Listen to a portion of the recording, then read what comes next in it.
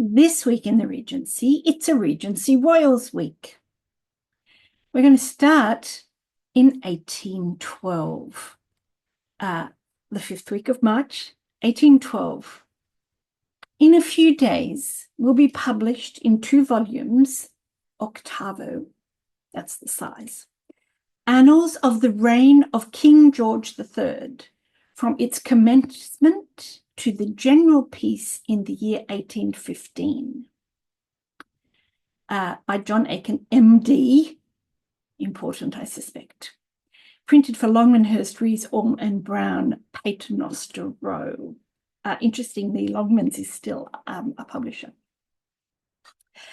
So what would have been in the Annals of King George III at this point, it goes up to 1815, which is 5 years from his death, but we're in the middle of the Regency. We have to go back, of course, to his very beginning. He was the grandson of George II. And if you get confused about who all the Georges were, you can go back and look at last week's video where I go through it all for you. So King George III of the House of Hanover. So he's not only eventually King of Great Britain, but he is also, and Ireland, but he's also the Elector of Hanover. And that dual position goes on for quite some time in the British royal family. I'm not going to talk about it because I'm really only interested in him as the King of Britain. He was born in 1738, and he was the first of the Hanoverians to be born in England, and that was quite important to him. He talked about it at his coronation speech. He talked about it in his own journals. The idea that he was born in England, bred in England, was actually quite important to him and quite important, I think, to the population. He was, this portrait of him is from when he was 23. It's in his coronation robes. You can see the cloth of gold, which only royalty was allowed to use. So he originally was not the Prince of Wales. His father was the Prince of Wales, but he died when George was only 13. And that's the point at which his grandfather started being interested in him, basically. And he was raised in the full knowledge that he would be the king. He became king in 1760 at the age of just 22. Immediately, people said, right, we've got to get him married. He was in love with someone. He was in love with a young woman of the British court. But his advisors, and in particular his mother and the other kind of German-based barons and so on who were involved with him, really didn't want him to marry an English girl. Partly, I think, because they didn't want any English family to have a real influence over the British crown.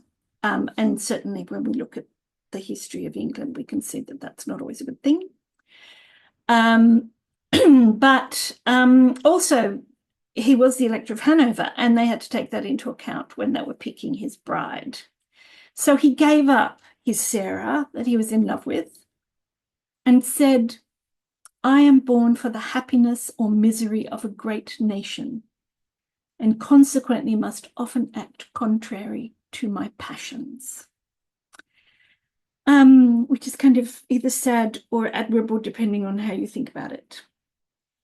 So they found someone for him. They found a little German princess, and I say little because she was only 17. Princess Charlotte of Mecklenburg-Strelitz. And if you've never heard of Mecklenburg-Strelitz, that's because it wasn't a very big country at the time. It was more of a duchy. It was part of what later became Germany. Germany wasn't unified at this point. And they brought her over to England. They met at the garden gate of St. James Palace, which I think is kind of sweet.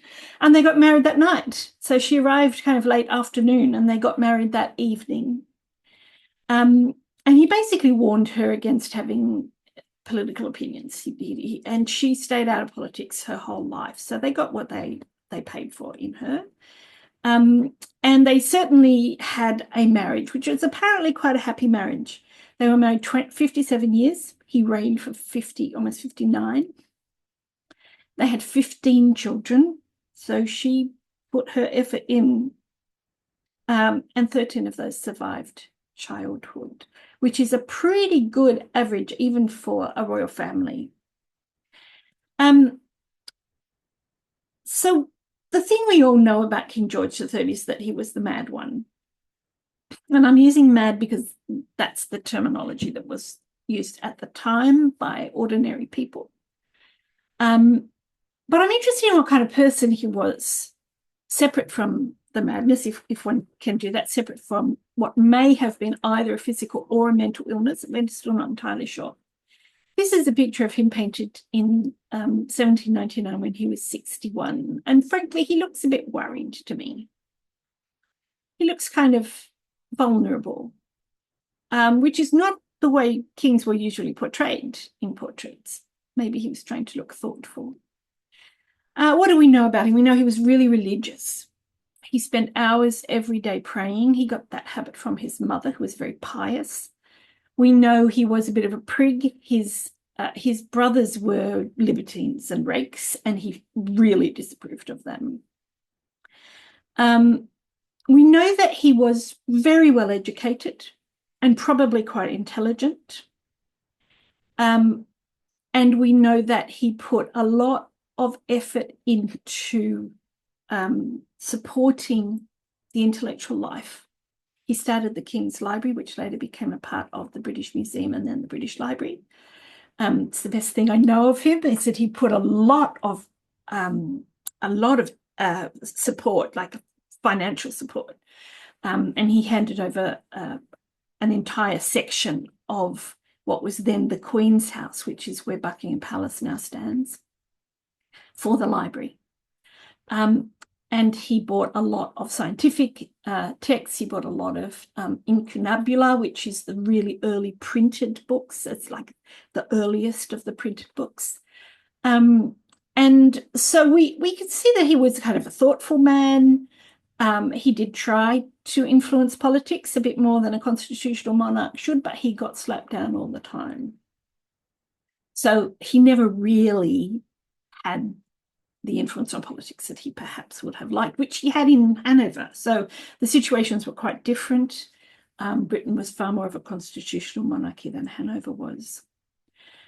So then we get to the mental illness. Was he mad? He absolutely had issues with his mental state. No question about that.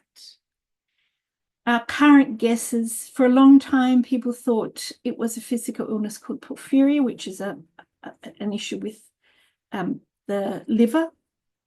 But later researchers suggest that it was actually bipolar disorder.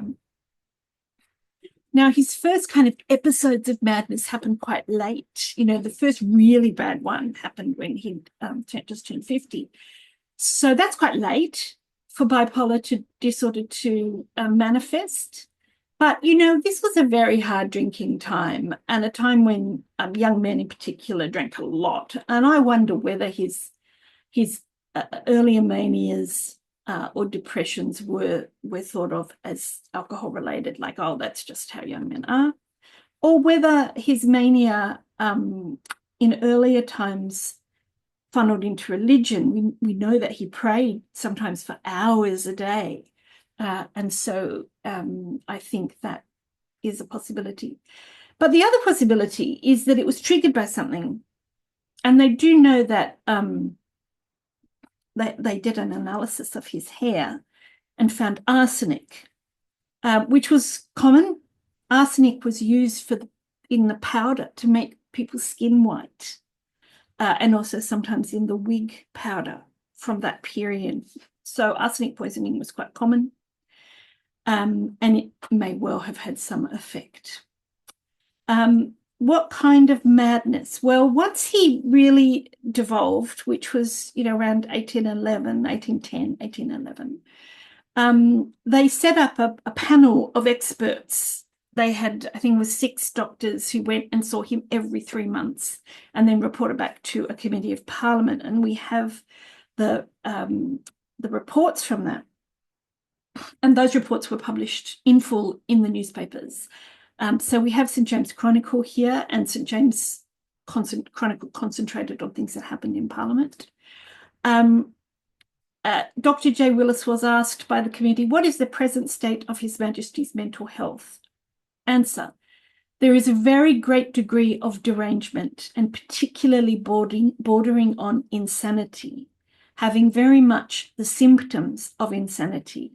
At the same time, unusually, though occasionally mixed with delirious characters. Somebody in that same report said, no, he's not going to get better. That was one of the questions they asked him, do you think he's going to get better? But they were holding out hope at this stage. It's only, he had recovered before from one bad episode. And at this point there, nobody really wants the Prince Regent to be the regent. They don't trust him for all sorts of reasons. He was madly in debt at this point. But so they're really hoping the king will get better at this point. And some of the doctors went, well, maybe, he did get better before. And then Dr. Heberden comes along and goes, no, it's not going to happen. He's not going to get better. Uniformly disordered in his mind. People who have looked at what happened to him during that period, and he wrote a lot. He wrote a lot of letters. He wrote a lot of diaries. And what they've noticed is that, and he spoke for hours, like orated for hours at a time, to the point where his mouth was foaming, and they couldn't come. And of course, they had nothing to use. They had no medicines. They had no treatments for mental illness. They used to just restrain him effectively, and I suspect dosed him up with laudanum, which was a mixture of alcohol and opium, so an opiate. And people have looked at his writings, and they bear a lot of the signs of bipolar writing, of manic writing, and things like sentences that are 400 words long and have 8 or 9 verbs in them. And they've compared those writings to writings he did earlier, and they're quite different. So the idea that he goes into these manic episodes does seem to support the idea of bipolar. But, it's an armchair diagnosis. It's very hard to do it at a distance of, 200 years. But it's incontrovertible that in 1810 and 1811, whatever was wrong with him got worse. And in 1811, the regency began. Prince Regent, his eldest son, George, was created the regent. We'll talk about him in another video. I don't really want to talk a lot about what happened in his reign, but he is, of course, known as the king who lost America. There were several wars. And the reason I don't want to go into this into a lot of detail is because he didn't do any of this stuff. This is all Parliament. He really was a constitutional monarch. He did interfere a couple of times. He got them to take the stamp tax off, which was a real problem for the American colonies, and probably delayed the War of Independence by a couple of years, having that taken off. But on the whole, the decisions that were made about war or peace were made by Parliament, and most of the taxation decisions were made by Parliament. And so when we think about George III has lost America, it's actually the parliaments of George III that lost America. So I don't want to go into it too much, but just to have a little look, we had quite a few wars, both big and small. Early in his reign, they won the 7 Years' War with France.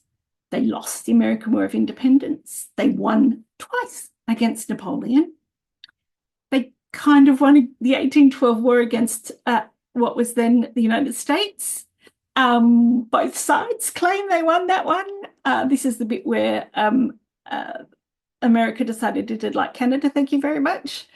And that ended more or less with the sacking of Washington by the British troops. But then they went home, and the treaty said, okay, we'll just go back to the way things were. So no territory was won or lost. Both sides claim a kind of victory. I don't know. I think the British won that one. And there were lots of other military actions overseas, particularly in India. Now, the other thing that's worth mentioning is, of course, that losing the American War of Independence meant that they couldn't transport convicts to America anymore. And that ended up with the invasion of Australia as a place to send their convicts. To give you an idea of the kind of relationship that both the regent and the king have with Parliament at that time, we have a little speech that that the Prince Regent Prince George sent to Parliament. My lords and gentlemen, in terminating the present session of Parliament, because that was one of the King's jobs, His Royal Highness the Prince Regent has commanded us to express to you the deep concern and sorrow which he feels at the continuance of His Majesty's lamented indisposition. His Royal Highness regrets the interruptions which have occurred in the progress of public business during this long and laborious session in consequence of an event which His Royal Highness must ever deplore. And that event is the madness.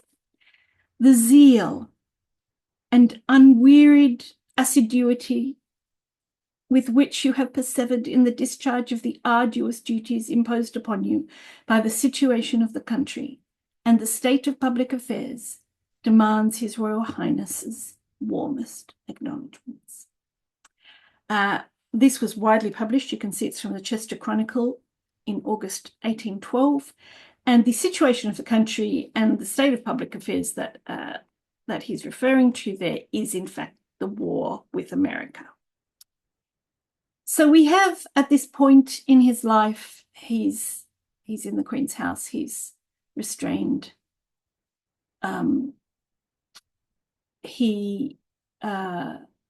is also his youngest daughter, Princess Amelia, who we'll talk about in another video, had died just before this very bad episode. And there is some suggestion that grief